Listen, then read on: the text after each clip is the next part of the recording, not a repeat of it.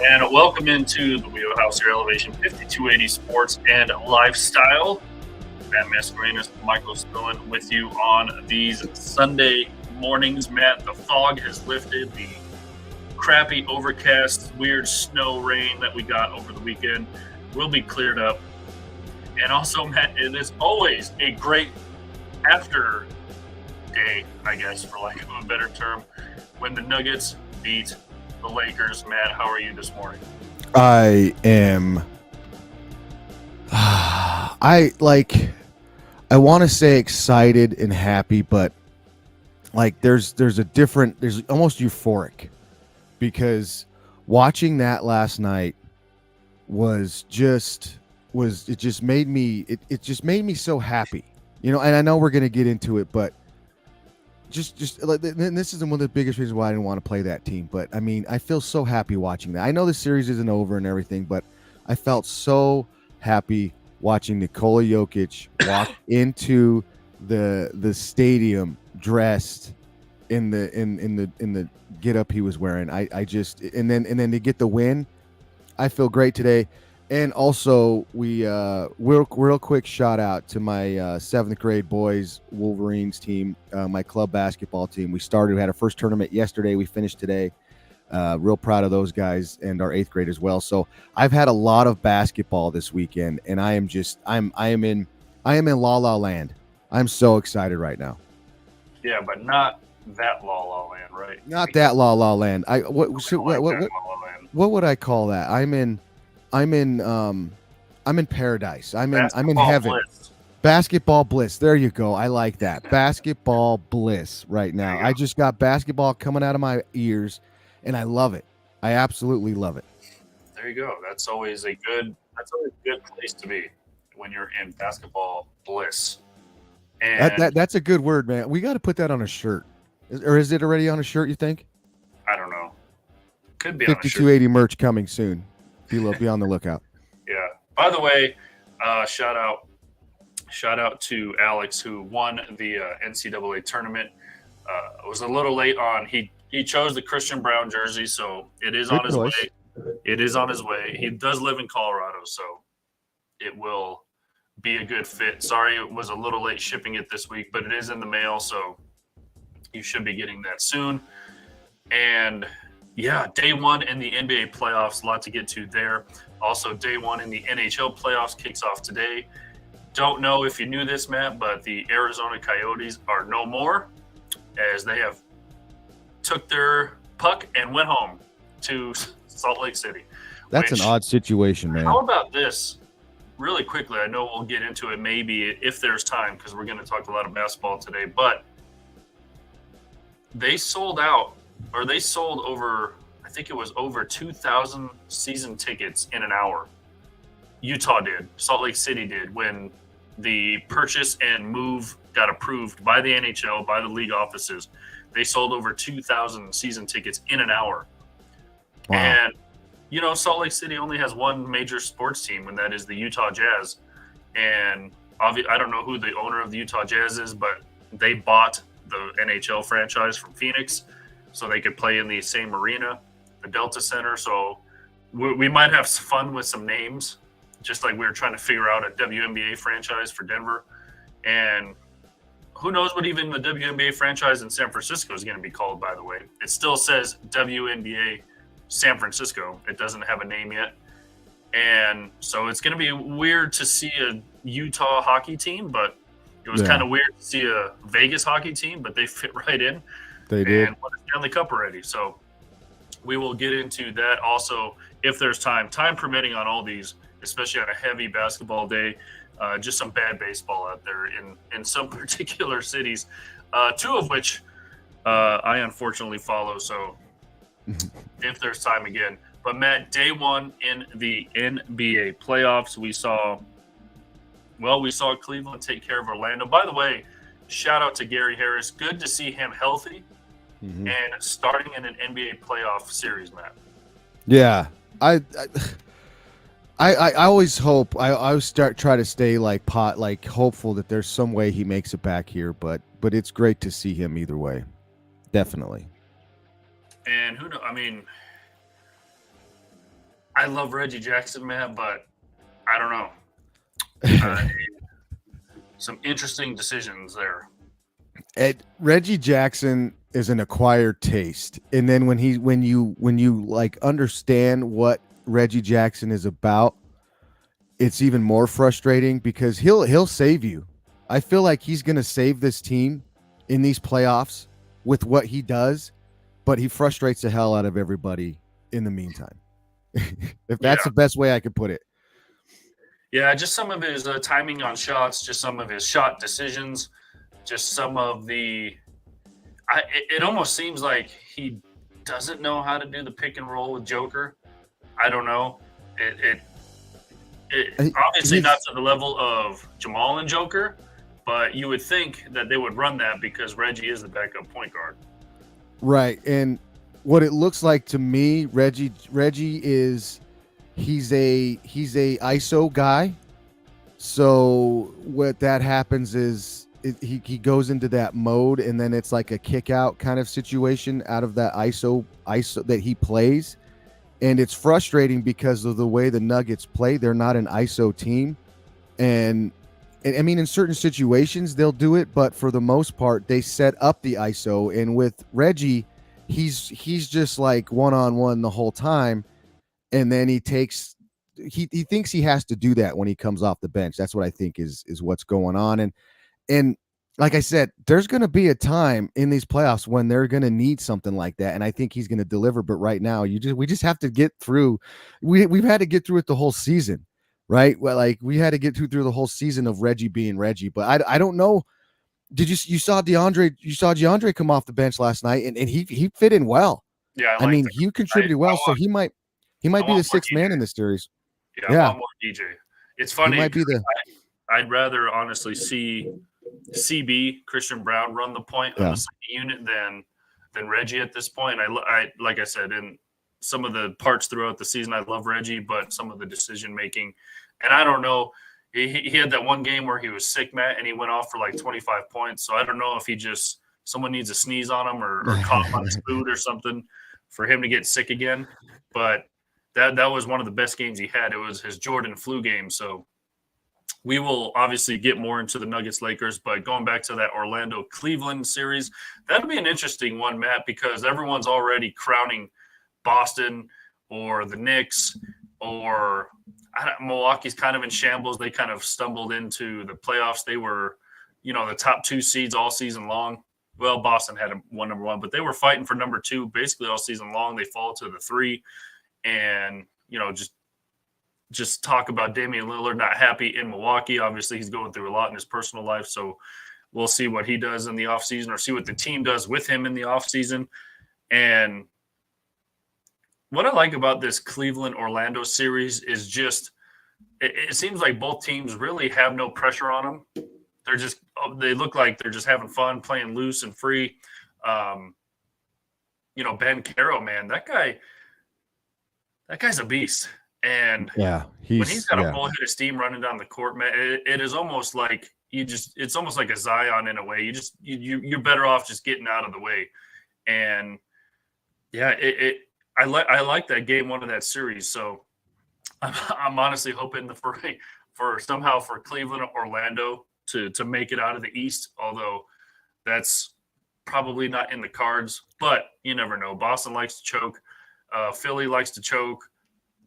Who knows about the Knicks, Matt? It's watching that Knicks-Philadelphia series. You're just rooting for both teams to lose. But what do you think? That is an awkward series, isn't it? Yeah. I mean, at this point, I think the Knicks are the lesser of two evils, but we'll get into that game here in a second. What do you like and what are you looking at for this Orlando-Cleveland series? Man, I think it's going to be a fun series. My biggest look is Donovan Mitchell. There's been a lot of talks that he could be one of those big trade guys that they move him for into to the Knicks, to the Lakers. He's always in those discussions. I don't know. Did he sign a big contract this year, or is he looking to? I can't remember if he did or not. I wasn't really paying attention to that. Again, all reaction, no research. That guy's probably got popcorn on his face, passed out in the corner, so we're not even going to ask him. help us out on I this. think he had a couple years left. I don't remember him signing any kind of Yeah, extension when he got traded there. I know they were talking about something, but they got, they got Mitchell was doing Mitchell things yesterday. Garland was showing up. Struess was or at adding to it. I mean, uh, that this Cleveland team is one of those teams that could, makes things difficult for some of those upper echelon squads in the Eastern Conference, that they've already the people that know have already put the Boston Celtics into the playoffs. They have a 41% chance to win the NBA title this year, and then Denver I think is like 13 or 14% chance, something like that. So they've basically given the Boston Celtics the golden or the yellow brick road to the NBA finals. And I don't know if I really see that, because we've talked about Crazy Joe Mazzulla, and I'm sure we'll get into those as they get started here today. But with Cleveland is definitely one of those squads. If you look at the lineup and if you've watched them at all this season, they have the pieces there that can make things difficult. Am I saying that they're going to win, that they're going to upset, that they're going to do what the Miami Heat do? No, I'm not saying that, but the pieces are there to make things difficult in the Eastern Conference. And I'm excited to see what this series turns out to be. But yeah, I mean, it was a fun game. The little bit that I got to watch, like I said, we were in and out of tournaments yesterday, so there was a I got to see some, but I watched some last night on the highlights, getting ready for the show today, and then it was a game that I think is going to be a fun series, just like that. This New York Philly series, I think, is going to be a fun series as well. Yeah, so Donovan Mitchell is signed through the 25-26 season. So he's still got 2 seasons left in And Cleveland. and that's what I know the talk this offseason was he could potentially be traded this past offseason. That might even those talks even might fire up again. I don't know, but he's got a good little deal going there. And I know Trae Young's the hot name right now on the, where's he going to go? Is he going to stay? Is they going to pay him? What's going to happen with him? So I still think Donovan Mitchell, especially if they keep winning and he keeps doing the things that he's doing, Cleveland's either going to max him out or hit him with one of those extensions to keep him there, or make him high paid, or either might even be a trade to acquire a guy to make Cleveland better. But that's going to be an interesting team, especially if Donovan Mitchell and they keep doing. Garland is a good player. I mean, that dude's a good basketball player. So there's pieces there in Cleveland. Yeah, you bring in Max Strus in the offseason. You have Karis LeVert. You have Allen holding down the middle. I think he had like 3 or 4 block shots yesterday. So it is a good Cleveland team, Matt, and they were holding on to one of those top 3-4 seeds all season long. So we will see. They're right, and they weren't talking about them that much either. Yeah, and it's good to see an Orlando team, a young Orlando team, back in the playoffs as well. And like I said, Paulo Banchero, I mean, that dude is just a force. I mean, he could take the ball up. He can get it in the paint. He's got a 3-point shot. He's going to be good for years to come. And, like I said, I love seeing Gary Harris out there. Obviously more for his defense. I don't think he scored a whole lot yesterday. He was 0 for 6. Yeah, but it's still good to see him get minutes in the playoffs. He missed a huge chunk of this year. I don't know if he played it all last year. Zero research, all reaction. So it is good to see him out there on a NBA court in the playoffs. Jalen Suggs, he brings that physicality at a guard position. He's got that, I guess you could call it swagger. But he's got a 3-point shot as well. So good to see a young Orlando team, Matt, back in playoff position in the Eastern Conference. Yeah. And and like I said, the Eastern Conference is young. They're a young group of there's a lot of youth in those teams, especially that are sprinkled out through the mid seeds, the 3, 4s, 5s, and it's going to be interesting to watch the growth and the movement from some of these young teams, like the Orlando Magic, like the Cleveland Cavaliers. But this is going to be a fun series, and I'm really looking forward to because I like to pick different series, because playoff basketball is fun. Playoff basketball is fun to watch, And I love to pick different series to watch outside of the one I'm going to watch every time. But this is one that I'm locked into. This is one that I'm going to, when it's on, I'm going to sit and watch it.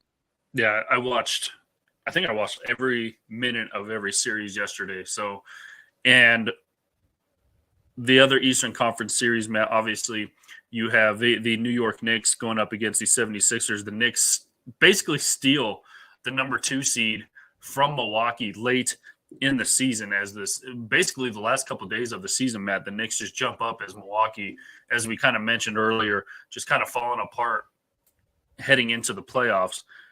Luckily, they always say the playoffs is a brand new season, so we'll see what Milwaukee does today and throughout their series. But the New York Knicks walk away with a 111-104 victory over the 76ers. The fake MVP, Joel Embiid, gets hurt. By the way, every basketball sports outlet showing the off the glass alley-oop to himself, saying, "Man, what a play!" I mean, he's hurt. He should be able to make that play. By the way, he's 7'6", so if you can't throw it off the backboard and dunk it yourself at however tall he is, then something's wrong. But yeah, he did fall awkwardly and land on it. He did come back into the game, but all game, Matt, they said he was only like 80-90% heading into a game, built-in cop-out. And so I wanted a healthy Joel Embiid to lose in the playoffs, just so it shows that he's not MVP caliber. But it's a lose-lose situation, because if he gets hurt, then they're going to be like, oh, they lost because they didn't have Embiid. But if they win, they're like, yeah, they won and he was only at 90%. He's the greatest. Yeah. So I don't know what to do there. I just hope the Knicks just sweep them, just to eliminate all speculation and doubt. And I do. Again, I think the Knicks are the lesser of the two evils here, man. I do like Jalen Brunson. Me too. I don't know if he's MVP worthy. He's definitely an MVP candidate. Again, I don't know if he's MVP worthy. I don't know. I haven't watched a whole bunch of Knicks games until the playoffs. You can look at the stats, but the old adage is stats are only half the story. So who knows what the true story is there? But I do like him. I like him in that phone commercial, Matt, where he's got all the phones on his jacket, and he's walking around watching all of the NCAA tournament games, especially at the end when he's like, "I am a vibe." So what is your take on the Philadelphia and New York series? This series is very, very interesting to me, because like you, I wanted to see a healthy Embiid. Like you, I wanted to see what that would look like, and to see if he can do something. To see if it would work. They set him, they bring him back, and then he rescues this team, takes them to the NBA or to the Eastern Conference Finals to play against Boston. That's what. Or I don't even know. I got to look at the bracket to see if that's how it was. Maybe they get him earlier. I don't know, but I think that's the way it would work. But if you look at how Embiid has played and how he's looked coming into this game, he's still hurt. Like, that dude's not healthy. He's not healthy. And I'm trying to figure out is if he's really, like, if that's a legitimate injury that is going to require surgery. Because if that's the case, then what the heck are the Philadelphia 76ers doing with him? They're in the 7th seed. And if they're going to push this dude through these playoffs, that injury, I thought that was it. I thought he ripped something. I thought he tore something. The way he reacted after he landed and all that stuff, I think, and just like we saw with LeBron, he does it all the time. I think that was more of a, he made the bat, but then there's some kind of like a twinge or embarrassment, and he falls down on the floor, and then he's got to over dramatic, like make things over dramatic. So I think there was a little bit of that there, because I thought he was it. I thought he was done. And then here he comes back walking, he's fine. But after that, I mean, there was times up and down the floor he wasn't running. There was times where he didn't look as bouncy as he did. He wasn't getting to the rim and doing the things that he does there at the rim. So I think this injury is affecting him, and I think it's going to affect this team. And if, like, I just, there could be a point where I don't think we see, let's say if Philly wins the next game, I think we could maybe see that first game in New York where Embiid sits a game, maybe sits a game or two in this series. And I don't know if that's good for Philly. Maxi's good. Tyrese Maxey can do some good things. He's a hell of a player. Don't get me wrong, but he's not. They need Joel Embiid in these playoffs. They do. Maxey had 33 yesterday, and Embiid had 29, and they still lost. And what did Tobias Harris do? Because I know He had got 7. I know he got into foul trouble pretty early on. I mean, he's an X factor too, man. I mean, what is Buddy Hield's coming off the bench? It's his first playoffs ever. Think about that. 8 years in Indianapolis with the Pacers, no playoff appearances for Buddy Hield. So he's coming off the bench. I thought he would be a kind of an X factor for Philly this season. And 0 points, 11 minutes. Yeah, he didn't contribute at all. Yeah. I mean, and then they got Kyle Lowry over there with a lot of playoff experience. I know he had 3 fouls pretty early on too. Yep. But I mean, and Batum, Philly. If you look up and down that roster, what the experience that you could potentially look at there, and with Kyle Lowry, I think he could be more of a that veteran presence that hey, I've been here before. This is how it goes. Calm down. Bring him in. But I think Embiid's injury and the way he plays, I just don't know if this Philadelphia is gonna really lock it in. And if you switch over to the New York Knicks side, they're missing Julius Randle. That's one of their best players. And they got a lot of contribution from that bench. This New York bench is pretty good. And I know some players are playing up and down, but they got 21 from McBride and 13 from Bogdanovich. So that's huge. That's huge in a playoff run. Not only you're getting 22 from Jalen, but you're getting that production off the bench. And that was the big factor in that game yesterday. Mitchell Robinson, 12 rebounds. You love to see that off the bench from a guy. So the Knicks are going to need to have what they did, what they had in the production, and help Embiid is not Embiid and is acting hurt or still hurt, or he might, like I said, I think they're going to sit him a game because he does not look right. And if I was Philly, like, is this team really going to win the championship this year with a healthy Embiid? I don't know the situation. Like, Philly has to really make a decision here. Are they going to go all in for this season because they have a shot here? Or are they going to sit back and look at it, and we might ruin our NBA or our MVP? We might ruin our MVP center if we keep fake MVP. If we keep throwing him out there, we need to get him rest, because say he gets hurt now, what happens? He's gonna have to have surgery, right? That cuts in. He's not going to play next year. I don't think he would play next year because all the rehab and with that dude. And he's already he's doing the Olympics BS, which I think he's I don't know what you want to call him, but he ruined. He's taking up a roster spot. He's taking Jalen Brunson's roster spot is what he's doing. And that's a whole nother weekend. It's a whole nother one. I know, but real quick, he's ruining Olympic basketball. I don't want anything to do with Team USA. I love the USA, but I don't even he's ruining that. He's turning it into AAU ball. That's what he's turning it into. But anyway, we'll go off on that another thing. I think it's all. And maybe he will sit out. Sorry, go. I know. I was just gonna say that maybe he will. That's the thing. He might not even play. But then again, there's Philly has to make some decisions. They really do. And I want to see a healthy Embiid. I wanted to see a healthy Embiid this whole season because I wanted to see the 76ers and the Nuggets in the playoffs just finish it once and for all. Let's do it once and for all. There's no ducking. You can't duck in. You cannot. You're not going to sit a game in 7. You're not going to sit in Denver in the NBA Finals, are you? I mean, maybe he would. Does he even get on the plane? See, that's. I wanted to see that, and I still want to see that because I think the best matchup in the NBA is Philly, a healthy Philly and a healthy Denver. That's the best matchup. Even the ESPN expert roundtable of Stephen A. Smith and Perk and Will. Hold on. Expert, and then you'd say those two guys. He's just. Well, I threw up the quotes when I said expert. Where does the suit begin and Perk began? So those guys were like, you know how you have to walk up that long ramp at Madison Square Garden? Even Stephen A. Smith was like, there he goes up the long ramp. He might hurt his knee. Like, even those guys are clowning this guy because he's just so fragile.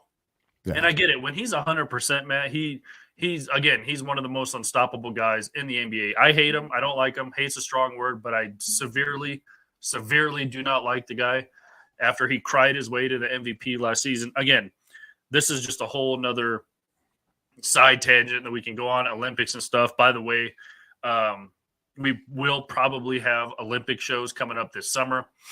There you go. Always a duck. He's afraid of Denver. Again, will he even get on the plane? Right.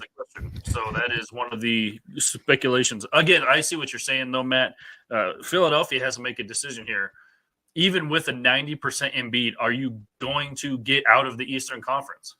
Right. They got to look down the road at some point and say, ask Joel to be like, hey, like, we'll play you. I mean, it might ruin your career. You might not have a knee next year, right? But we'll play the hell out of you. You might have to have a cyber knee next year, which honestly might be better for him at this point. It could be, right? A total knee replacement, and just put. I mean, everything's AI now, Matt. Just put an AI knee in there, and you'll be fine. But again, they got to start looking down the road and be like, even with a 90% Embiid, are we going to get out of the Eastern? Are we even going to get past the Knicks?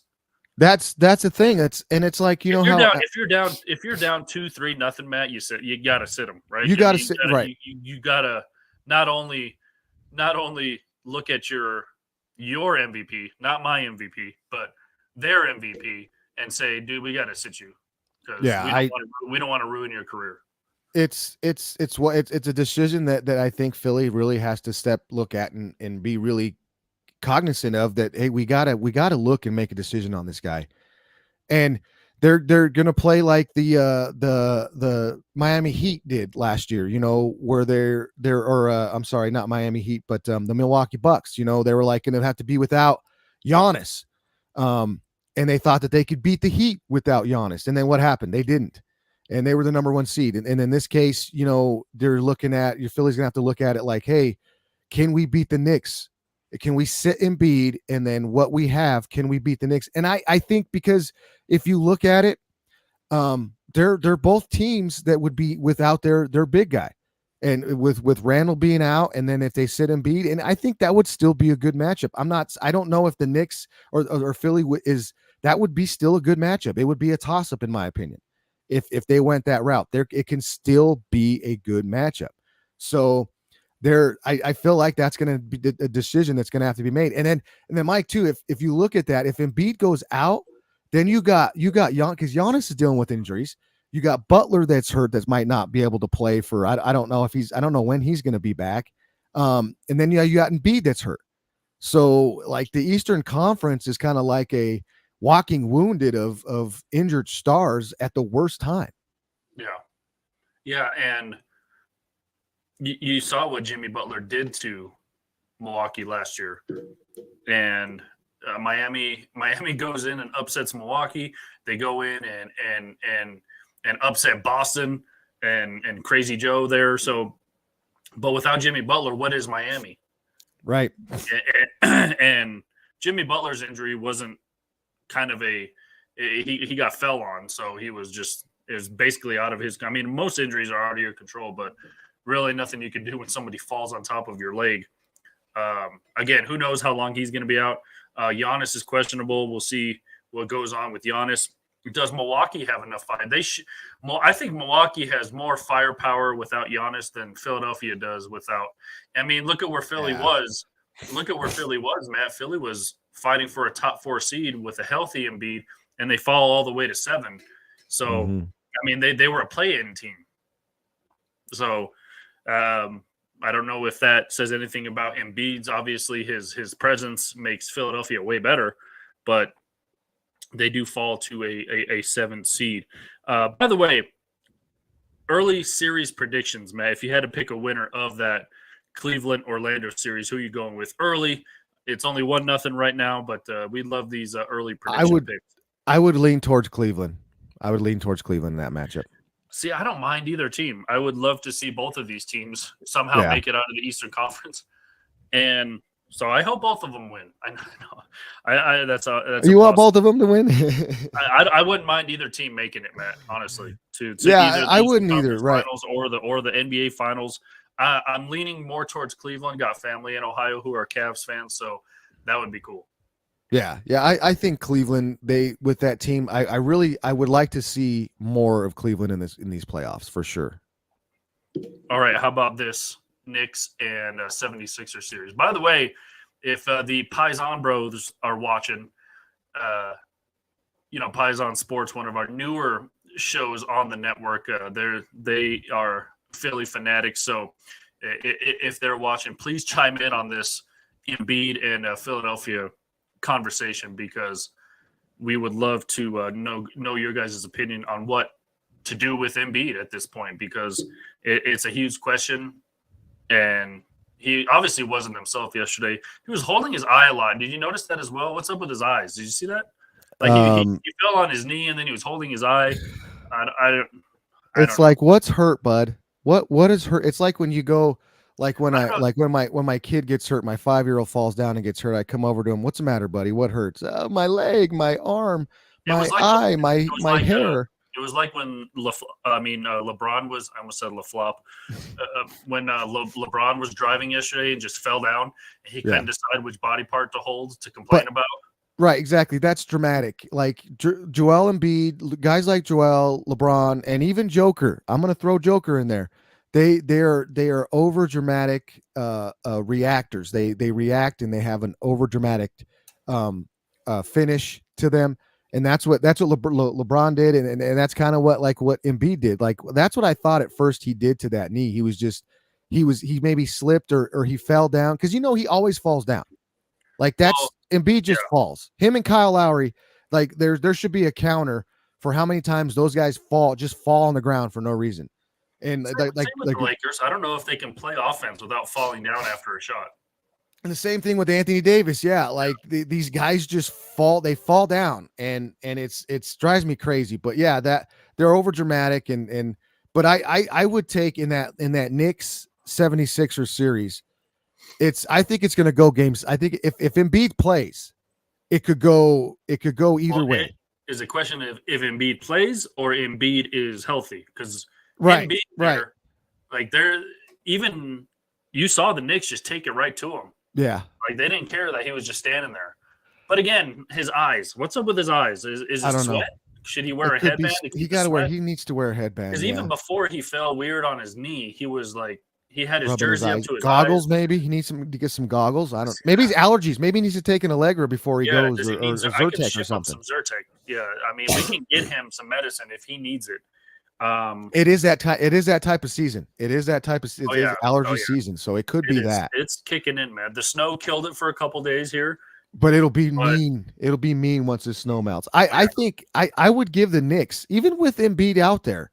I would give it. I would lean towards the Knicks in this situation. I just think that they're playing the way with Jalen Brunson. If he's leading your team, that dude is the epitome of a dog, of a hard nosed player that is just going to go. I mean, and then Dallas. I know Dallas has Kyrie now, but man, they had this dude. They had this dude right there. But I think he needed to be more of a Batman instead of a Robin. And then but this situation there's a lot there with the Knicks, and I think with what they can get from the bench and then just everybody involved and the way Brunson plays. I love the way Brunson plays. Like I said, I would give the edge to the Knicks in this situation. I really would. And I think it could be a long series, maybe 6-7 games, but I think I would give it to the Knicks. yeah. I mean, I want to see the Knicks, but wouldn't be surprised if somehow Philly pulls it out. And like you said, without Julius Randle in there, they have a guy like Mitchell Robinson who's more known for his defense. Like you said, 12 rebounds. Also Hartenstein, a big force inside as well. I don't know which of those two guys are starting in place of Randle, but I would have to go. I would lean towards the Knicks as well. Again, I don't know if you just say Embiid's healthy all of a sudden and just use him as a decoy. I don't know, but Philadelphia is in trouble if he's not 100%. And clearly, even before this game, he was not 100%. And I don't know if you're gonna, again, the question's gonna become, do we make his injury worse and Yeah. risk, going into next season, risk his career because he's always had trouble with his knees. So Yeah, because this isn't like a, if you're, oh, you're okay, just go play. Nah, this is the situation. It's always been too. If you're injured, you don't play. If you're hurt, like, you don't play. In this is the way I understand it from reading stuff from pros, from listening to the way that they talk, from coaches, from everybody that I have done research on or consumed in some way, shape, or form. They always say, if you are on the floor, on the field, on the court, whatever it is, and you are playing, you're healthy, you're ready to go. It's not you're digging through injury, you're 70%. You're 100%, because if you're not 100%, then you don't need to be on the floor, because you're hurting your team. And that's what I've always seen. And yeah, you may be 60% or you may be 70%, but you're gutting through an injury. They all know that, but you can't use that as an excuse. well, yeah, You and a lot of you times, can't use it. if you are hurt to a point where your body language blatantly shows that you are not shouldn't be out there, you could be hurting your team more than helping them. Yeah, and this is a situation too where it's not on the player. The player's going to be out there all the time, almost 100% of the time. Even Joel Embiid is going to gut through it. He's suspect.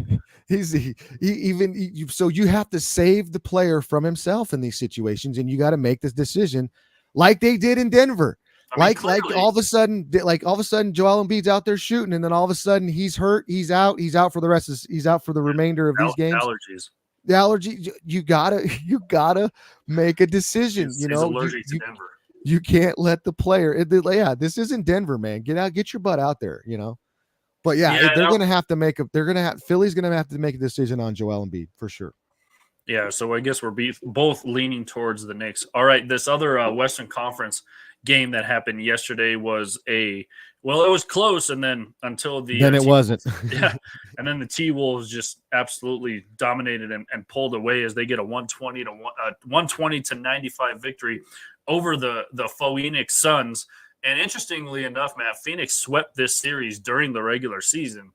And Minnesota, they were kind of pissed off that they lost. It's been OKC, Denver, Minnesota fighting for the top 3 seeds all season long. Nuggets got a big victory against Minnesota in their third to last game of the season, third to last game of the season. And then they dropped that one against the Spurs, which really hurt their chances. But Timberwolves slide to the number 3 spot, so they take on the number 6 Phoenix Suns. Speaking of firepower, Phoenix has all the shooters in the world. They just gave Grayson Allen a $90 million extension. That guy, when he's in Denver, he can't miss a 3. No. But Phoenix really struggled down the stretch yesterday. And Anthony Edwards, man, this guy just went off and chirping in the face of old man Kevin Durant. And again, Kevin Durant shot 60%, so he did his part. But I don't know where Devin Booker was. I don't know where Bradley Beal was. Grayson Allen, we just mentioned, don't know where he was. The firepower that Phoenix have, I said this at the beginning of the season when they acquired Bradley Beal, Matt, there's just one ball to go around. Mm-hmm. And when Kevin Durant's pissed off and he's got to do it himself, Phoenix is not going to win very many games. No. Phoenix looks like they usually do. That's what Phoenix look like. Phoenix looked like a team that was thrown together trying to win. Like stars here, like Phoenix looks like the old model of the big 3 stars, blah blah blah blah blah. However you want to put it, that's what they look like. And they got beat by a guy that is a legit superstar in Anthony Edwards. You can look at what did Karl Anthony Towns had? He had 19, 5 for 9. And then you had Rudy Gobert 14. So the contribution offensively was all Anthony Edwards. Yeah, you got 18 from Alexander, you got 12 from Reed, 14 from Gobert, like I said, but there wasn't much offensive output other than that. It was mostly defensive from those guys, which that's what Minnesota's ground. That's what Minnesota's like their foundation is defense. And that's what you saw, holding the Phoenix Suns to 95 points. Devin Booker had 18, Bill with 15. And like you said, Grayson Allen had 4 points. And like you said, there's those contributions, like especially from Booker. Booker's got to at least match what KD is doing, or get something like that, and then have these other guys fall in. If Phoenix is going to be successful, they're not going to do it on the defensive end. They aren't going to play defense. They aren't going to stop Minnesota or any other team for that matter that they play in these or in these playoffs. They're going to have to score more points than the other team. Yeah, that's what you have to do, Matt. No, there's some situations where you play defense just like Minnesota did and shut it down. They got 33 from Edwards, their superstar, and everybody else just contributed when they needed to. But defensively and on the glass, they shut Phoenix down. And I always feel like I don't think Phoenix has a shot in this series. I really don't. I think Minnesota's going to beat them in 4 games. Maybe Phoenix gets 1, but I think this is going to be a done, did, and over with series quick. And if the Nuggets take care of their business, which I think they will too, this next round is going to be fun. Really, really. I think you're looking at potentially the Western Conference Finals being in the second round. That's the matchup. That's the 2 best teams in the Western Conference, I think, is Minnesota and Denver. Well, and the Nuggets will obviously be playing, basically 2 out of the 3 teams they played last year in the Western Conference Finals. Obviously, they're playing the Lakers right now, who they saw in the Western Conference Finals. They will play either Phoenix or Minnesota in the second round. They saw Minnesota in the first round last year. They saw Phoenix in the second round last year, and obviously the Lakers in the third round. So a lot of these teams are going to be familiar for the Nuggets too, if Nuggets get past the Lakers, which we both think they will. And it's going to be interesting as we lose Matt here. Don't know what happened to his window. But yeah, Anthony Edwards just absolutely goes off. And I don't know where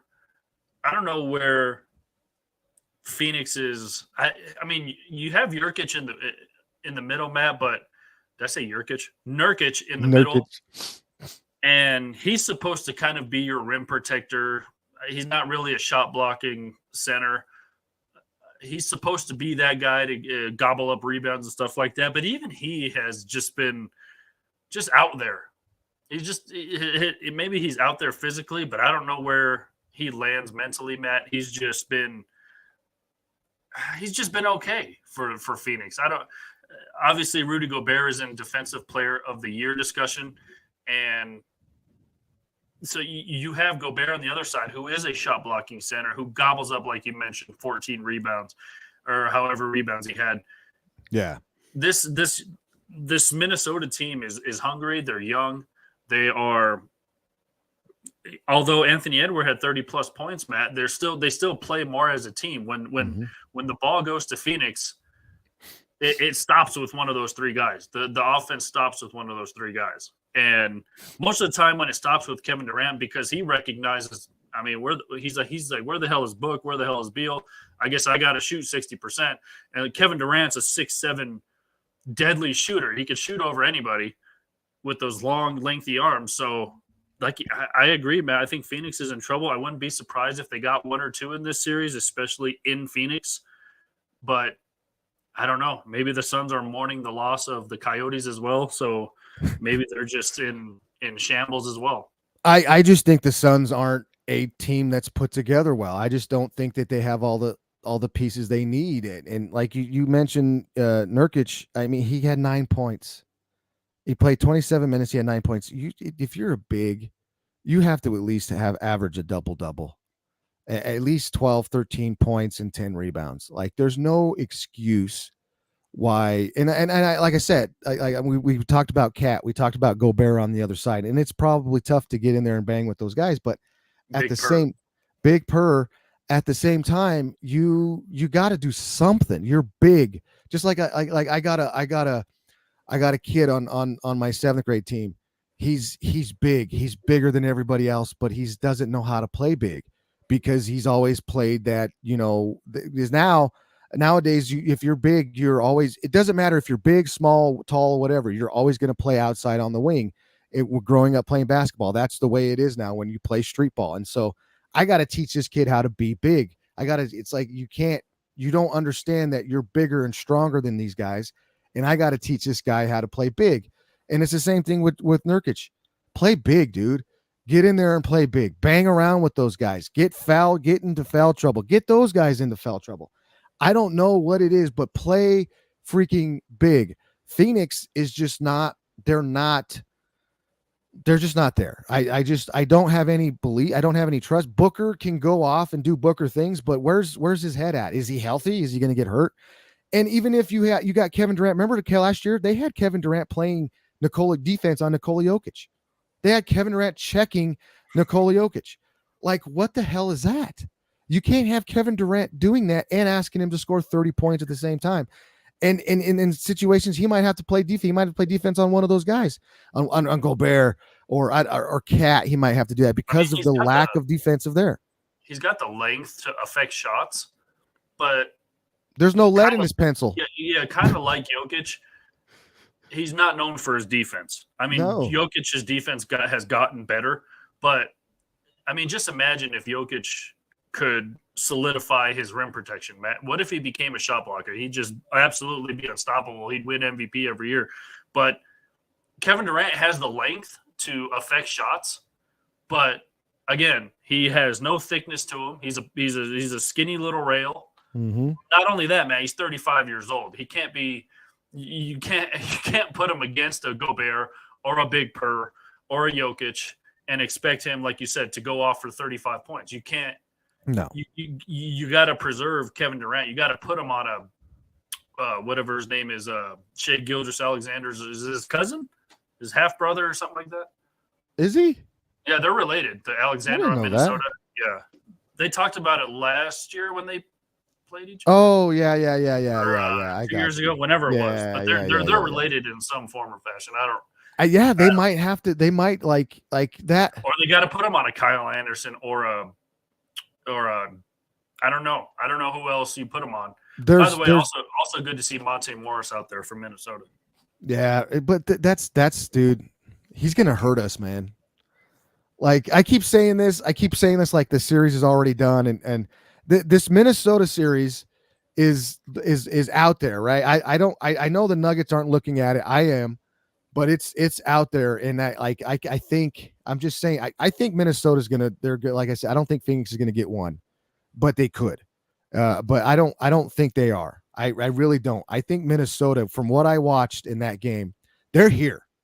Like that's the team. That's the team. That's the biggest competition, the biggest threat to this Denver Nuggets repeat, road to repeat, and they're going to have to see them in the second round, which is crazy. But I really like Minnesota. I really like Minnesota, and I'm just like sitting here when I was watching that this morning. I was watching the replay of that game and trying to get the highlights and stuff, and there was just some times where I'm looking, I'm like, oh man, this team it's physical.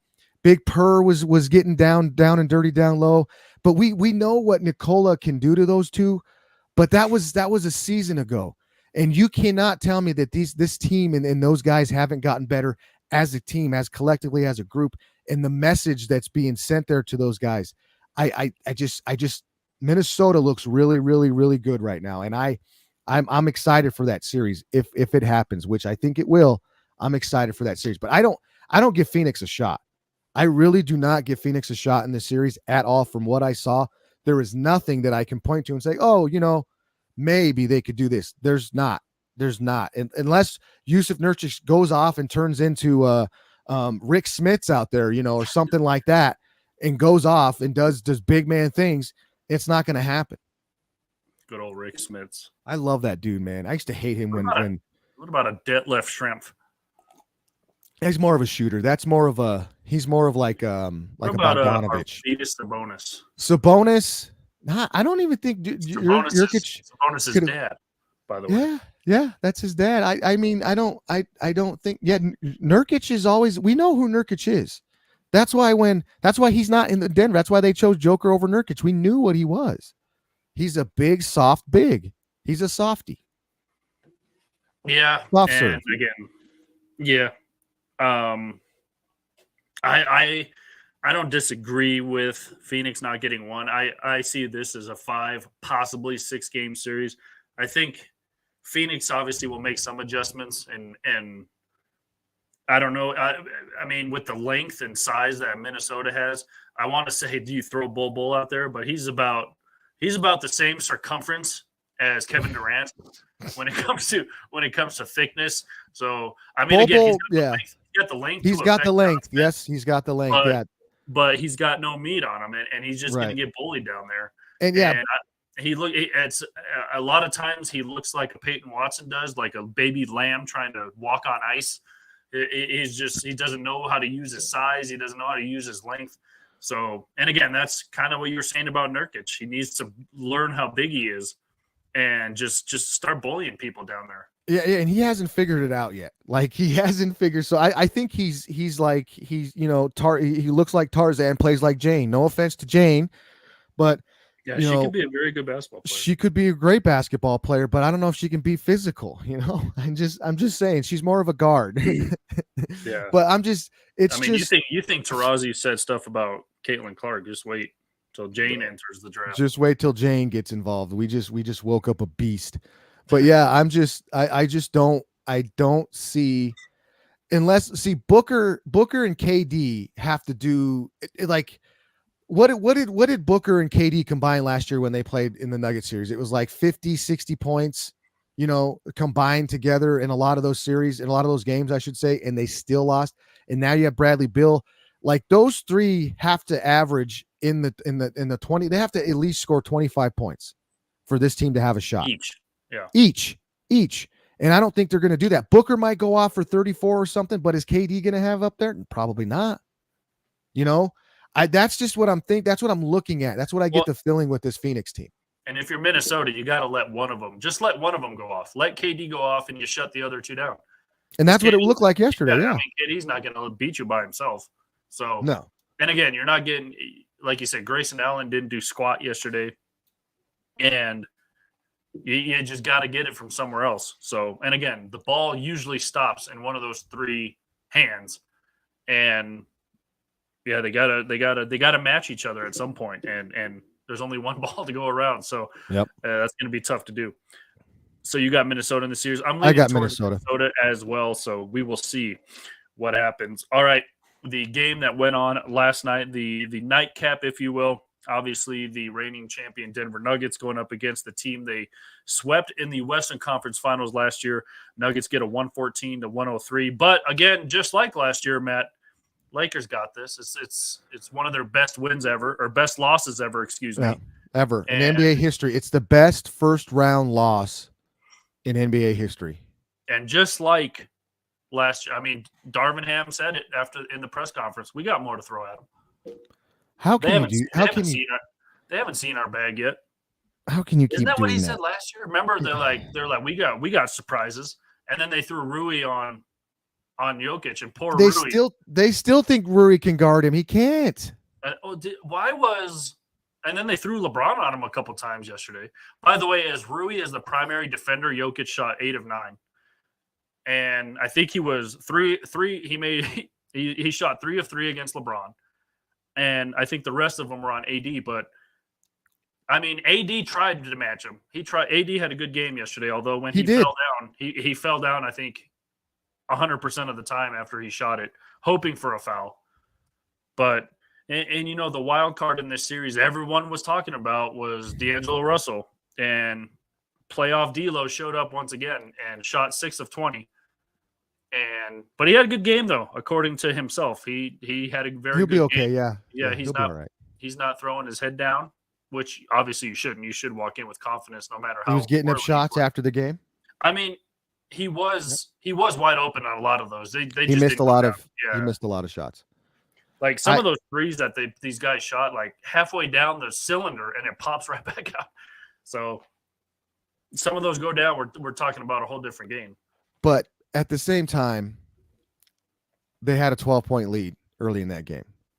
The Nuggets, and this is what I love. See, our last game was finishing up, so I didn't get to watch the whole first half. I watched it earlier this morning. What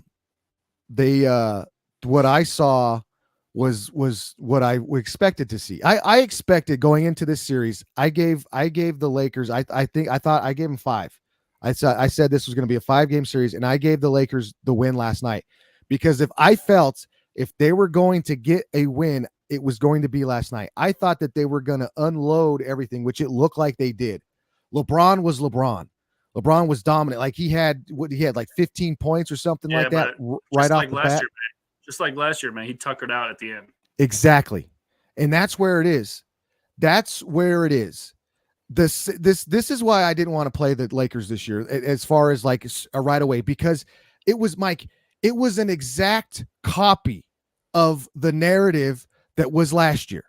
An exact copy. Oh, this is why they can do it. Oh, this is what they're going to do. LeBron, they still got LeBron. I'm never going to bet against LeBron, even in his 21st year. Even though he's undefeated in the first round. You can't bet against him. 57 years old. You can't bet against LeBron. You know, he's doing whatever. And this is why the Lakers, because they have this, they got all this, they did this, they did the matchups. And again, Mike, it's the same thing too. But the thing that's different, I felt like that team last year was better than this year. Schroeder played Jamal Murray a hell of a lot harder and better than Gabe Vincent will in this series. We saw what Gabe Vincent did in the finals against Jamal Murray, and it wasn't nothing. He did jack squat. He did jack squat the same thing he did last night. And I don't understand how you can Schroeder was better at guarding Jamal Murray. Schroeder gave Murray fits. And this Laker team, the Laker team last year was better than this team this year. I fully believe that, and I saw it last night. You have Anthony Davis and LeBron James play good games, really good games. They still lose by double digits. They were done.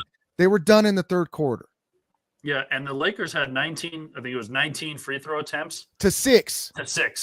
And they didn't even take a free throw in the second half, if I can remember. Yeah, they didn't. I know for sure they didn't have an attempt in the third quarter. They shot, what is that, 11 more? What is it? They made I think it was 11 or 12 more threes, and they out-rebounded them like crazy. They had 15 offensive rebounds that led to 18 extra chance points, and they also had 21 fast break points. This Lakers Nuggets series in this Lakers team, they can't win a series. They can't win this series with the Nuggets being healthy and they can't do it. They just can't. And I don't understand, Mike, for the life of me. I get it's more entertaining. It's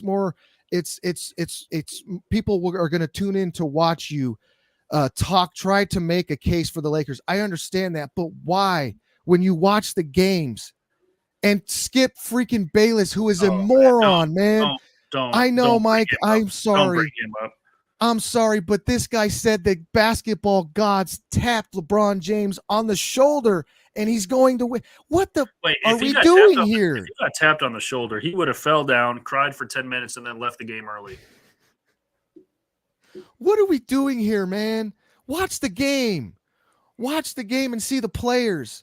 The Lakers look defeated after they went. The Nuggets go up 9, and yeah, they close it to 6 or 7. But it's basketball. That's gonna happen.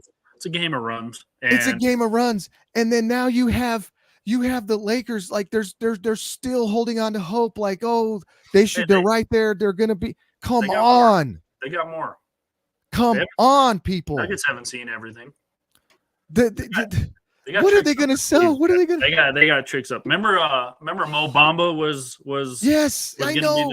Was going to be and then Tristan Thompson came off. I gave him work. Yeah, come on, another 55-year-old. By the way, give me a freaking break, man. By the way, I don't know if you saw my ex, if you will.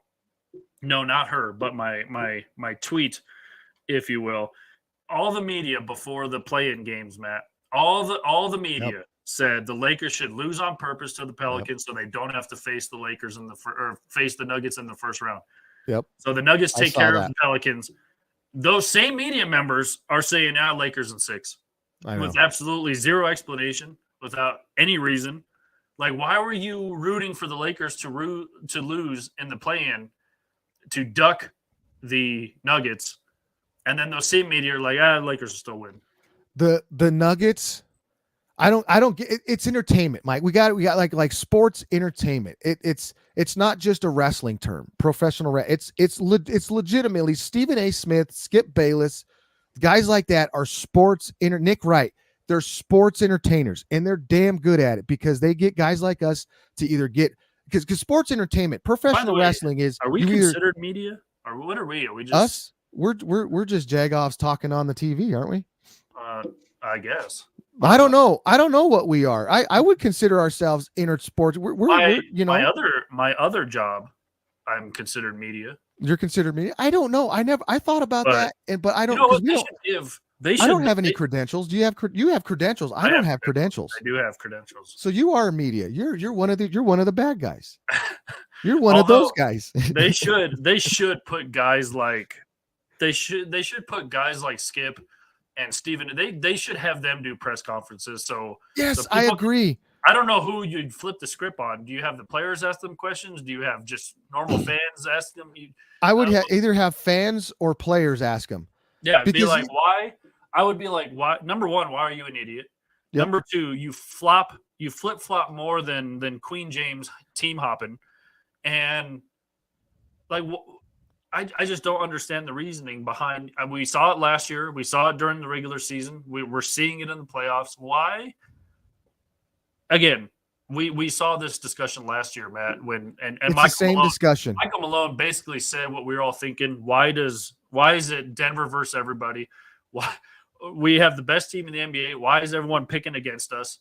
Even where we were the number one seed last year, and you still have us lose. If the Lakers are so damn good, Matt, why were they fighting for a play-in spot? That's what I'm saying. LeBron. They coasted. They turn it on late in the season. When are we going to stop? Anthony Davis played the most games he's ever played. They're prime. They're ready. It's time. That team was done in the third quarter, Mike. They were done.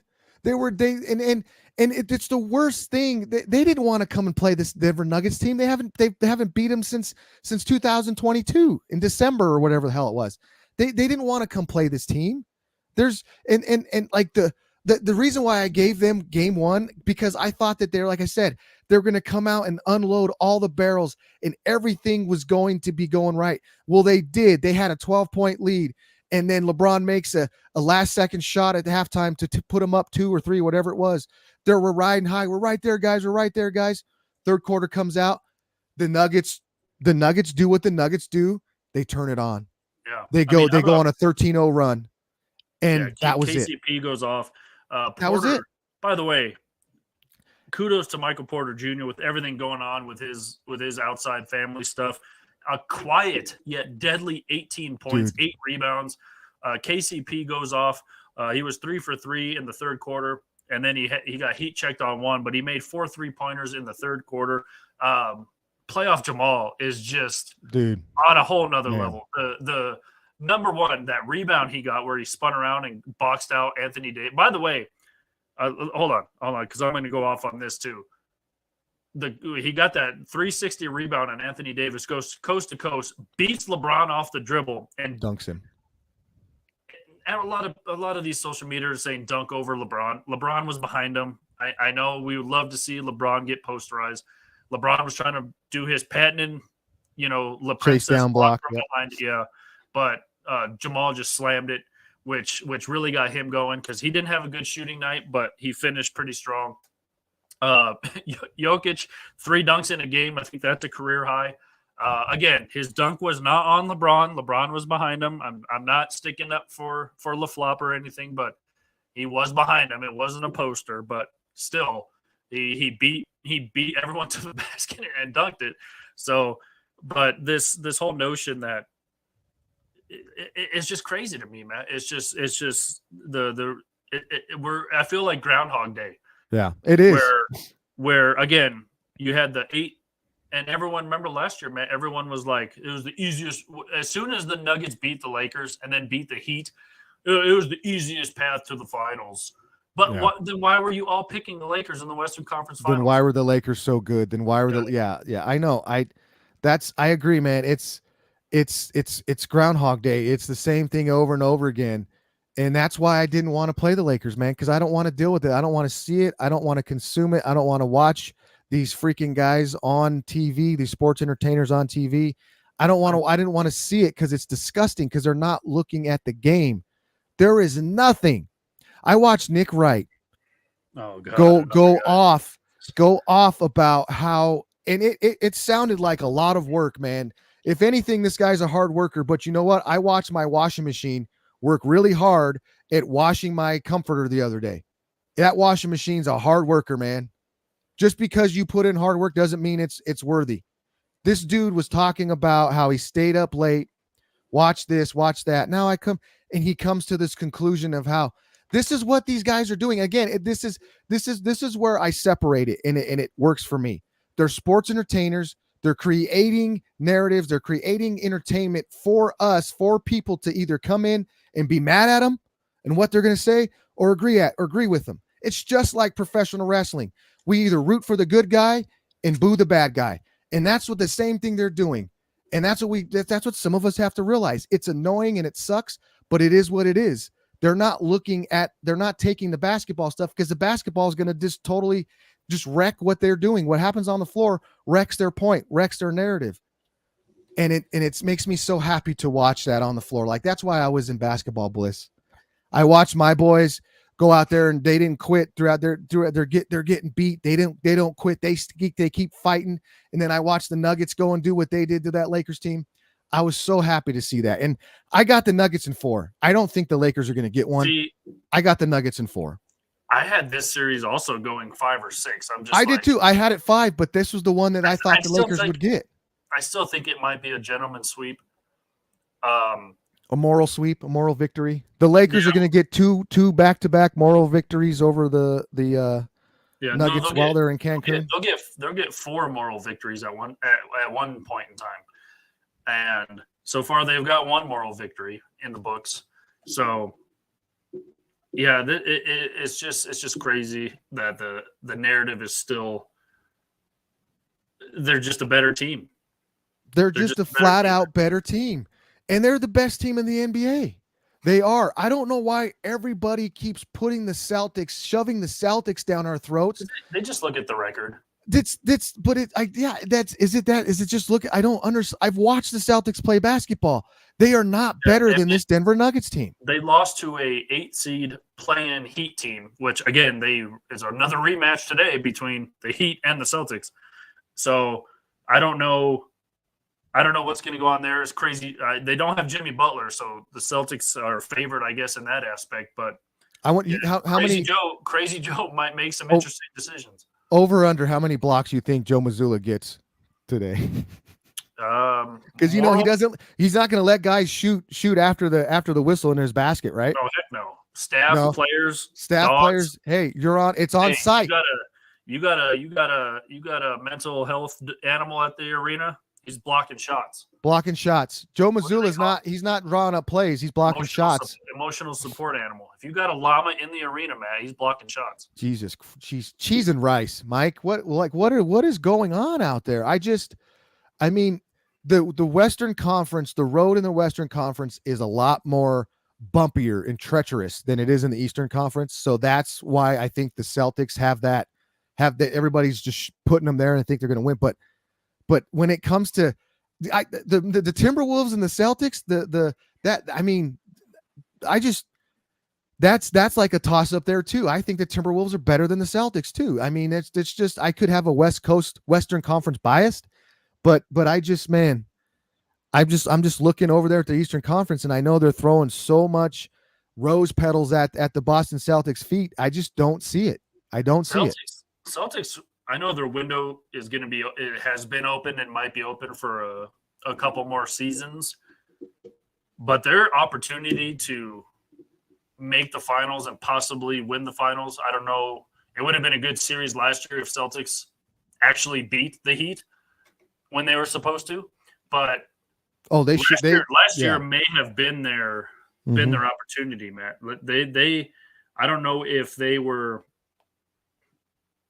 they were going to beat the Nuggets if it would have turned out that way, but last year may have been their chance.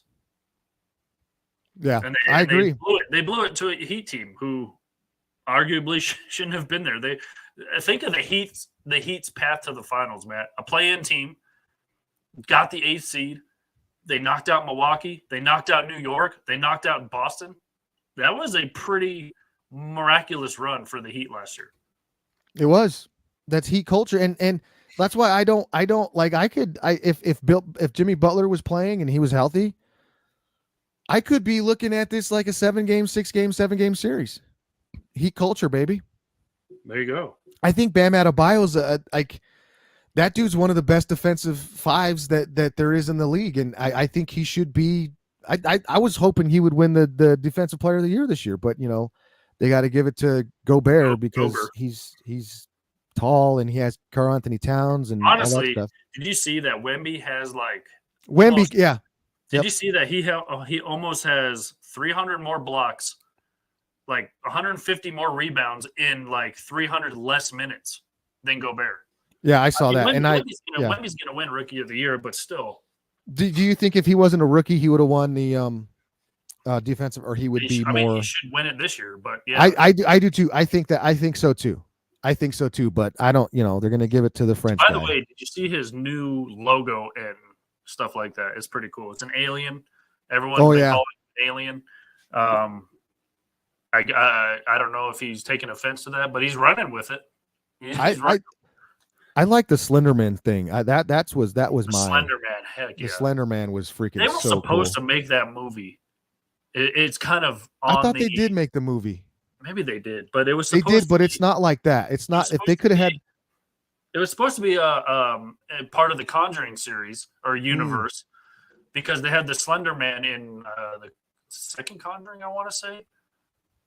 But yeah, the Slender Man was supposed to get his own spinoff, and I don't know if it happened because I've been waiting for it. He could be the guy to play the actor for sure, man. Put it on him. I don't know if he can fit in that little tent, but there's no way he can. Jam well. He could be the Slender Man and he could be an alien. So, all right. So I told you we'd probably run out of time to talk about the NHL and MLB, but really quickly, Matt, the rundown of games today. The early game is the aforementioned Heat and Celtics, the 8 versus number 1 seed. You have the 5 and 4 matchup in the Western Conference, Mavericks and Clippers. And you have the 6-3 matchup in the Eastern Conference, the Pacers and the Bucks. And then the nightcap tonight will be the 8 seed Pelicans going up against the number 1 seed Oklahoma City Thunder. That's going to be an interesting series, man. Both young teams. Lakers got lucky that Zion got hurt in that play-in game anyway. They did. Because he went off for 40. They said he had a sore knee, Matt. Again, you're fighting for your playoff life. Do you just play through that? They ended up beating the Sacramento Kings to get that 8th seed. So they dominated that game in the second half. So maybe you didn't need Zion. Maybe have you heard anything about Zion? I haven't. It's weird because I was talking to one guy we were kind of like, it looked like he was having a mental breakdown almost. And I was wondering if that's what it was. He's ruled out. So. But yeah, he's ruled out, and that's the biggest key right there. You have a healthy Zion, and I look at that Pelicans because I don't believe at all in Oklahoma City Thunder. I don't believe that they're going to get past the second round. If Zion was here, I would put this at a 7-game series. They're too young. They're way too. There's nothing that you can tell me and show me, and as I've watched the NBA for how long I've watched NBA, and I've seen teams like this come up and be in the position that they are. We watched it with the Nuggets in 2000. I think it was like 2019 or something like that when they were the 2nd seed and they had to play the Spurs, and everybody was saying they're the worst 2nd seed in history of like. How many times have the Nuggets been the worst 1st seed, the worst 2nd seed, the worst? Like, give me a break here. But I remember they were talking about that. I remember other teams like the Golden State Warriors. There was one year when they were coming up and they were, I just think, yeah, Shai Gilgeous-Alexander is one of the best players in the NBA, and he's an MVP candidate. He makes that team better. But when you look at this team, what makes you think, anybody think that they're going to win 4 straight games against some of these veteran teams that they're going to come up against? Because it's not just one game. This isn't the NBA March Madness tour or it's not that. They got to win a series. I don't think that they're ready. It's too early. They're like a year or two too early to be here. Like they got to get this playoff experience, and they're going to get it here. They're going to get it next year. I just don't. There's nothing on that team. There's nobody on that team that tells me that it's going to take them over the hump. And it's not Shai Gilgeous-Alexander. He's an MVP candidate, yes, but he's not. He hasn't experienced this stuff yet. And they're not young and dumb enough to get to fumble their way to the Western Conference Finals. I don't think they are. So this series, if Zion was healthy, I think it'd go 7 games. If Zion comes back, can the Pelicans, with what CJ McCullough can do with who's the other? What I forget his name. The they got the Travis Kelce doppelganger in the middle. Is it they got Bridges? Valanciunas. They got Brandon Ingram. That's Ingram. Yeah, He was interesting that he got benched. He didn't play at all. That was weird. And then he had a very good game in the Sacramento game. So I think that they're going to give him a run, but I don't, without Zion. I think this maybe goes 5, 6. I just think that Oklahoma City, until I see it, they're way too inexperienced, and they need it. And how else do you get experience, Mike? You got to go through it. So I think that this is a year that Oklahoma City goes through it and learns. But I don't have them outside of winning this series. I don't have them winning another series. By the way, Giannis is a game time decision. Kawhi Leonard, game time decision for the LA Clippers. Big freaking shocker. He suffered an injury late. By the way, he was given the last and final spot on the USA roster. So, let's see this. It's AAU ball, man. Like I got such a big bug up my butt with this Olympic stuff. Like we'll go off on it, but I am so irritated with the way that they do the. And Grant Hill is one of my favorite players of all time, and he's a part of this. Like it's I got a lot of issues with the yeah. Olympic And again, team. we might be doing our. I was going to say annual, but it's every 4 years. Our was it quad annual? Is that how you say it? Yeah, I guess you would say it that way. Yeah, quad annual Olympic coverage. So we will get into medal counts and stuff like that. By the way, a lot of injuries for the Miami Heat. Jimmy Butler out. Duncan Robinson is a game time decision. Terry Rozier is out. Celtics relatively healthy, and that game tips off in about an hour and a half. So stay tuned for that. Early predictions, Matt, as we are about to get out of here. But the early series that's about to kick off, Matt, who do you got, Boston or the Heat? I got Boston just because of the injuries. Jimmy Butler's out. Duncan Robinson might not play. There's the injuries are there. Kevin Love, that was a nice game watching them play the Bulls and whatnot. But I just think that they're just too hurt. And the Celtics, Crazy Joe is going to have, I think, 3 blocks tonight, and that'll seal that'll seal this. I got the Celtics sweeping this series for sure. All right, and then you have the 4-5 seed in the West, the Dallas Mavericks and the LA Clippers. Again, Kawhi Leonard, questionable game time decision. Mavericks are relatively healthy. I'm going to go Mavs, and this is going to be a 7-game series. This is going to be probably the funnest series outside of that Cleveland-Orlando series and even the Philly-New York series. I think this Mavericks-Clippers is going to be a real fun series. I got to go in 7 games, and I got the Mavericks winning. All right. First of all, I got the Celtics winning. Again, if Jimmy Butler comes back, it all depends on. It could change things, yeah, for sure. Yeah, what he's able to do. But without Jimmy Butler, that might be a quick 5-game series maybe. Mavericks and Clippers, I agree with you. I see it going 7, and man, it's almost a coin toss for me in 7 games. It'll be fun. It'll be a good because I want to see Luka. I want to see what Kyrie can do in the playoffs. I want to see if those bigs that they acquired, the defense, how the defense picks up. I want to see that. So when it comes to a coin flip with me, Matt, I usually go with the home team, and since the Clippers have home court advantage in this series, I guess I'll just go with the Clippers. But it's anyone's series. 7 games for that one. All right, Matt. Pacers and Bucks.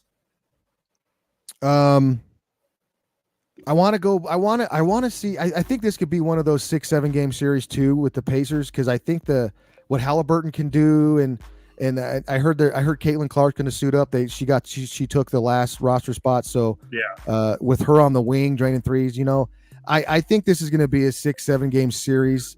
Even with Giannis, even with Giannis being out. By the way, you know how and this question, I forgot to look at text throughout the show, but this question, came from a 603 area code. Don't know where that is, but it said since the NBA backs. Hold on, let me rephrase it. Since the WNBA plays in cities where they have NBA teams and those NBA teams basically back those WNBA teams, would it be cool to see if the rules changed where you were able to call up one WNBA player to play on an NBA roster? That would be fun. That would be. I don't think in a playoff situation. Well, I don't think it's going to happen. Period. I don't think it's happened, but that would be fun to see. I wouldn't mind it, like just like the All-Star game. Maybe like in the All-Star, I know they do it in the celebrity one, which annoys me. Idea for that. Yeah, but I think that'd be fun. I think that'd be fun. But can you see Halliburton tossing Caitlin Clark the rock? Oh man, and then her draining a three, her dribbling down and hitting a logo three somewhere. Or do like you mentioned in the All-Star game or All-Star activity, have like a 4-on-4, 2 WNBA players versus and 2 NBA players versus the opposite or something. Well, they already took my idea. They already took my idea for the 3-point contest. But we got remember when I said that when Steph and Sabrina did that 3-point contest, I was like, dude, next year it's going to be like Dame Lillard and Caitlin Clark versus Sabrina and Steph. So they already took my idea for that. But see, well, the thing is there, Mike, that there's so many rules, there's so many things that that are against the women with this because they got to use a heavy ball, they got to use the NBA ball, like that narrative or that like talk. You're gonna tell me that these women, these ballers have never shot and touched a men's ball, have never shot and touched and played with a men's ball. Give me a freaking break. We're gonna talk. Right, Caitlin Clark practices with an NBA ball. I know it's that like it drives me crazy when I'm watching these guys, these old insecure men that don't understand basketball, and they're saying, "Well, she's using a lighter ball." Like, they're ballers, man. Those are guys who have never been on a basketball court.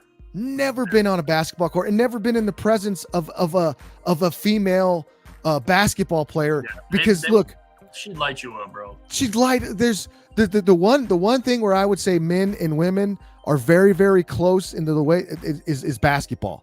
I've seen some women that can destroy men's teams. Now, don't get me right. I know they're gonna all these guys come out. Rah, rah, rah. A high school team would, man.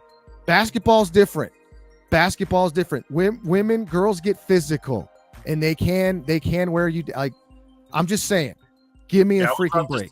I would love to see someone trying to post up Cameron Brink or Camilla Cardoso. Or Angel Reese or Cardoso or that gal from Utah. What was her name? I mean, come on. Give me a break. I hate that narrative. But anyway. But I got what did I say? Did I say Milwaukee? Who did I say? You didn't pick one. I went off on a whole side rabbit hole thing. But it would be tough for that to happen, Matt, because then people might be saying, oh, you're using the WNBA as a developmental league. There's going to be, and then barriers would have to be broken. Why are you picking her over her? It would be a tough thing, but it would be cool to see. I agree. Barriers would have to be broken. I mean, they've already been broken with lady refs. Look at what Becky Hammond did with the Spurs. Right. Yep. So barriers have already been broken, but to cross the line of women playing in a men's league or vice versa, that's where it gets sketchy, because that's where the unfair people are going to come out. That's where, again, is the WNBA developmental league now? That's why you have the G League. I mean, should we just mix the WNBA and the G League? Should they just form one league? I don't know. There's a lot of barriers that's going to have to be broken.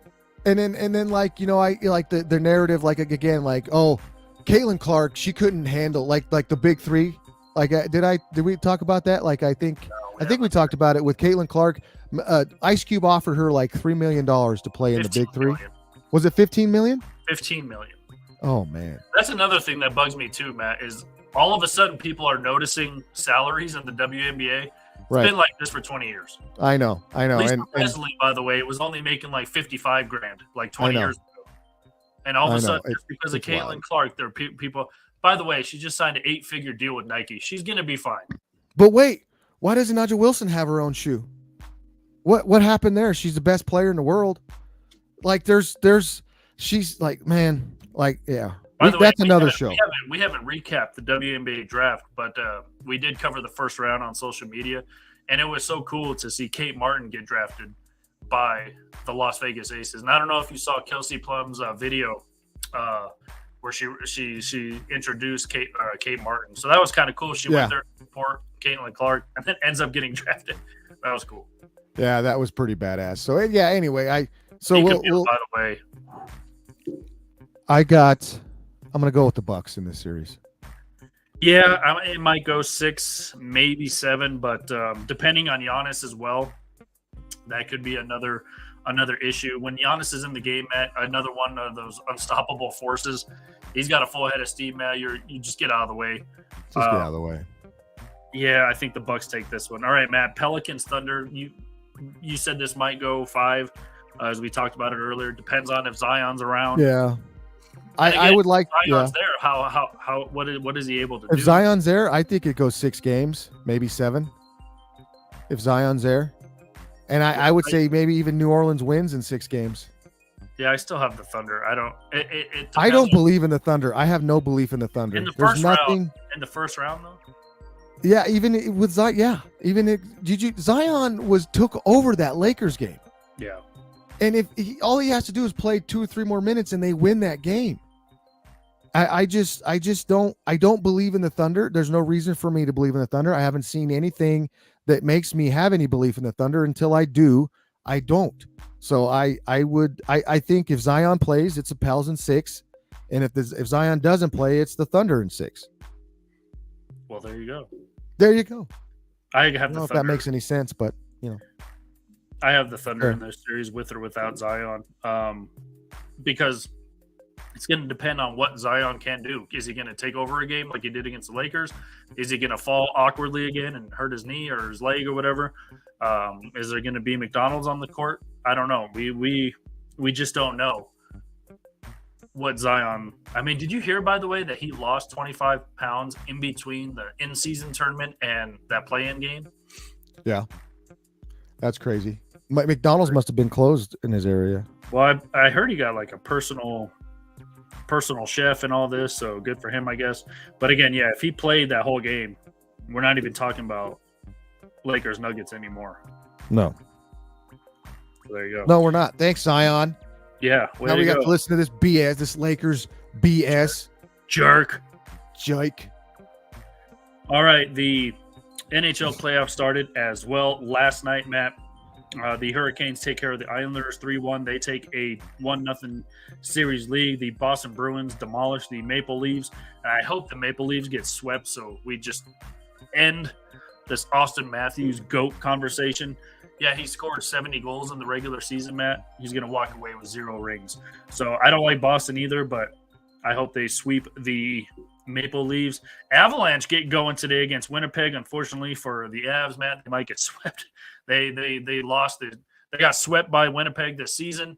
One of the final games of the season. Jets beat them 7-0. So this is going to be interesting series for Colorado. That gets going later tonight. You have the Lightning and the Panthers. They got to travel far to play each other. Tampa Bay against Florida. And then the Capitals take on the Rangers. And the Predators take on the Vancouver Canucks. So that is round 1 of the NHL playoffs. That got going yesterday. And the rest of those games will get going tonight. Have you thought of any names, Matt, for the NHL franchise in Salt Lake City? I heard they were going to be like the Slushies, wasn't it? Could be. Like the Slushies or something like that. It was what I heard. It was going to be something like around close to the Avalanche, like a blizzard. I think the blizzard or the storm. Stop showing mountains, by the way, in Utah. I know that's all they have there. Yeah. They got them, but we own it, right? Do we own the mountains? I know the Rocky Mountains go through Utah, but we already claimed that. Utah, we own them. Get out of here. We got the Rockies, Utah. Don't they have lakes? Yeah, couldn't they be the great? They have a salt lake. The great salt, the Salt Lake, the salts, the Utah salts. The Salt Lake Salt Shakers. The Shakers?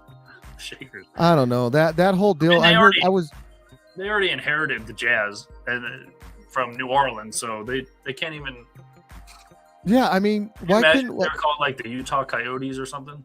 Yeah, I heard that they were going to just be called Utah for the first year or two until they figure it out or they get their name Just like authorized. the Washington football team, they should just be the Utah Hockey Club. The Utah hockey team, yeah. I mean, come on, what are we doing?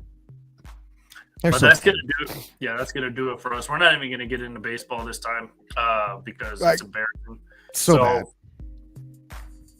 This is what I will say about baseball, guys. Go out and watch high school baseball. Go out and watch. There's 3 ball fields down here. I take my boys and we go watch. We play in the park and we watch kids ball. That's the best baseball to watch. That's where I love baseball. That's my passion, baseball. This MLB stuff, I'm not a fan. I am just not a fan.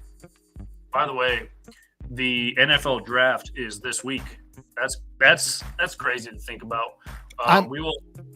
So happy that's this week, dude. I just want to get this over with. I am so sick of seeing.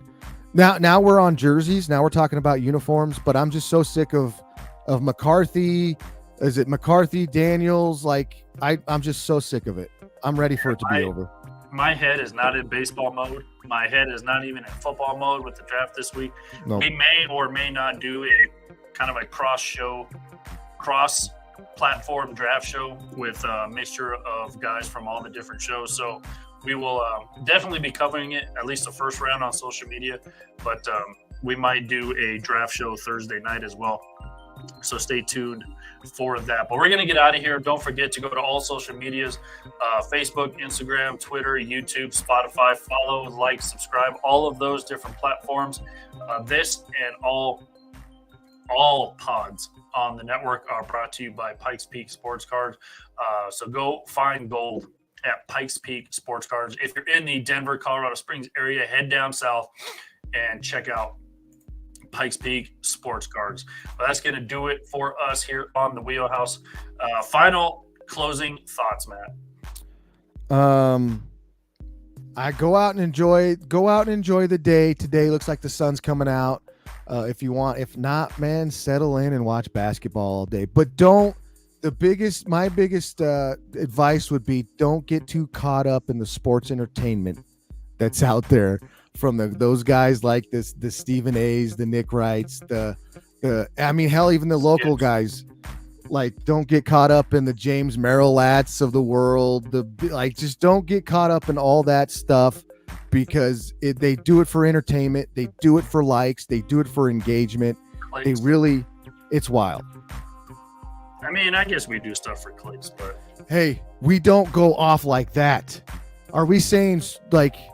I don't know. I don't think we do. We haven't yet. I would love to get into some stuff that we know. Who knows? But you know what I'm saying. By the way, Matt, don't enjoy it as best as you can without that extra stuff. By the way, Matt, I did put up, speaking of basketball bliss, I did put up, I wouldn't say Jokic type numbers last Wednesday at the rec league, Matt, the Parker rec league, but I shot 8 of 9 with 12 rebounds. So hey, that a boy.